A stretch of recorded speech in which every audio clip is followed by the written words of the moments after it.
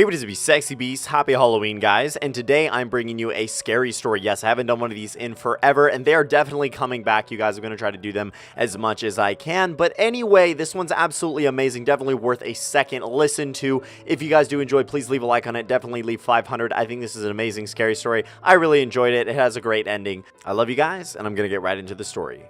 I was adopted. I never knew my real mother. Rather, I knew her at one time, but I left her side when I was too little to be able to remember.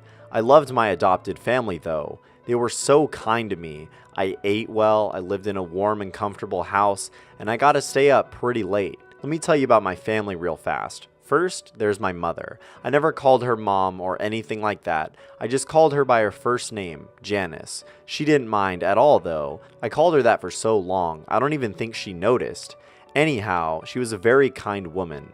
I think that she is the one who recommended my adoption in the first place. Sometimes I would lay my head against her in front of the television and she would tickle my back with her nails. She is one of those Hollywood mothers. Second, there's Dad. His real name was Richard, but he never really liked me much, so I began to refer to him as Dad in a desperate attempt to gain his affection. It didn't work. I think that no matter what I called him, he would never love me as much as his own child. That's understandable, so I didn't really press the matter.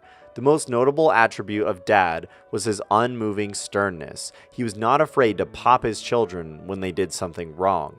I found that out before I could use the restroom properly. He didn't hesitate to spank me. Well, I'm in line, and it's because of his methods. Lastly is my sister. Little Emily was really young when I was adopted, so we were about the same age, but she was slightly older. I like to think of her as my little sister, though. We got along better than any siblings could possibly ever get along. We would always stay up late together and just talk. Well, she did a lot of the talking. I mostly just sat there and listened because I loved her. It was a great setup that we had. We were short on bedrooms, so because I didn't want to sleep in the living room by myself when I was littler, I had a pallet set up for me next to her bed on the floor. This is where I've slept since. But it was cool with me because I enjoyed being with her and I had always felt protective of my little sis. Everything changed on a horrible Wednesday night. I was at home taking a nap when little Emily opened the front door. The sound of the door opening pulled me to a state of consciousness, and I walked from the room down the hall to the living room. That's when I first remembered it was Wednesday. I was never any good at keeping track of what day it was. Actually, I'll just go ahead and say it. My sense of time was horrible. But nevertheless, I knew it was Wednesday because Emily had come home from her church's youth group gathering, and then was followed in by Dad and Janice. "You have a good nap?" Janice said teasingly as she ruffled up my hair. I just shook my head away and snorted in a manner that clearly expressed that I was teasing back at her. "Don't you snort at your mother like that," said my father gruffly with authority. He shut the door behind him and hung up his coat. "I was clearly joking," I growled under my breath. He must have not heard me because I didn't feel him smack me. Emily then proceeded to our room and I followed. She started telling me about her day, you know, usual teenage girl stuff. But I listened so that she would feel better. After her summary, she suggested watching TV, and I obliged and jumped onto the couch as she was going for the remote. She rolled her eyes at my little brother immaturely and scooted me over and sat down. The TV turned on and we watched it together until the sun went down. Emily was the kind of girl that, instead of watching cartoons and soap operas, would rather watch the Discovery Channel, Animal Planet, and National Geographic. I like those too, so I didn't mind. Actually, those were the only channels that can hold my attention. So it got late and Janice walked up behind the sofa. "Emily, it's past your bedtime. Turn off the television and go to your room. You too," she pointed at me. Emily turned off the program we were watching grudgingly and stood up. She started down the hallway to our room. As I followed, I couldn't shake the feeling that something wasn't right. We went into our room and Emily turned off the light. Just as she did, I caught a flash of moment out of the corner of my eye. It was out of the window, but as soon as I redirected my line of sight to where it was out of the window, it was no longer in my peripheral vision. What it was that I thought I saw was gone. I still remained alert, for my sister's sake.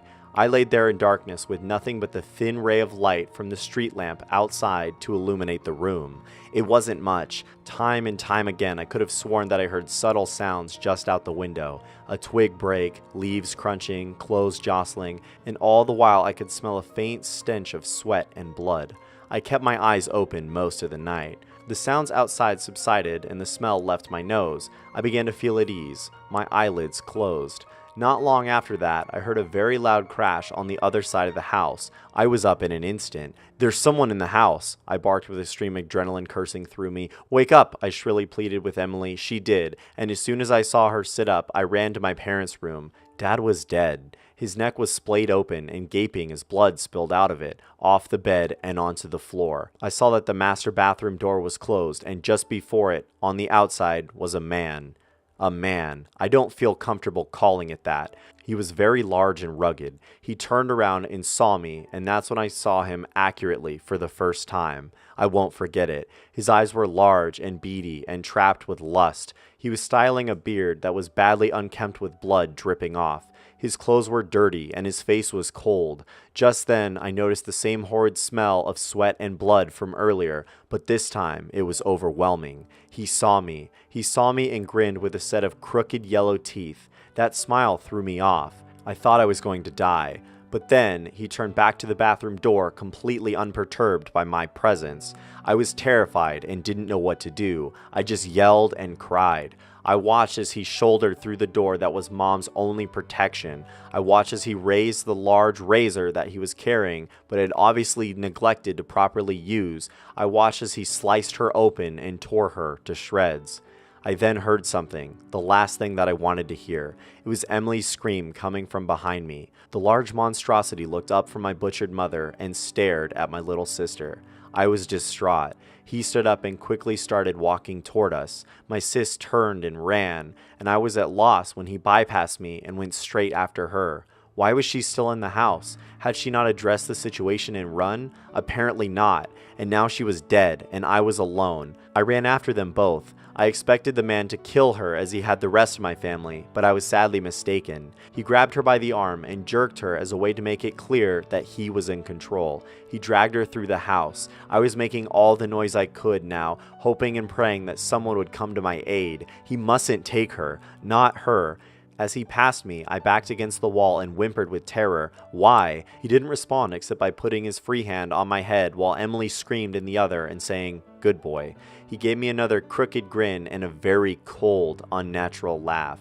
I followed him to the door where he dragged my helpless sister after him. He opened it, pulled her out, and slammed it shut behind him. I am now sitting in the house with my mutilated adopted parents, shivering and whimpering with dismay. He's out there with her, doing who knows what to her, and I can't do anything. I would if I could, but I can't. I would chase after them in a heartbeat, but I can't. I sit here, looking at the door, I look down at my paws. If only I could open doors.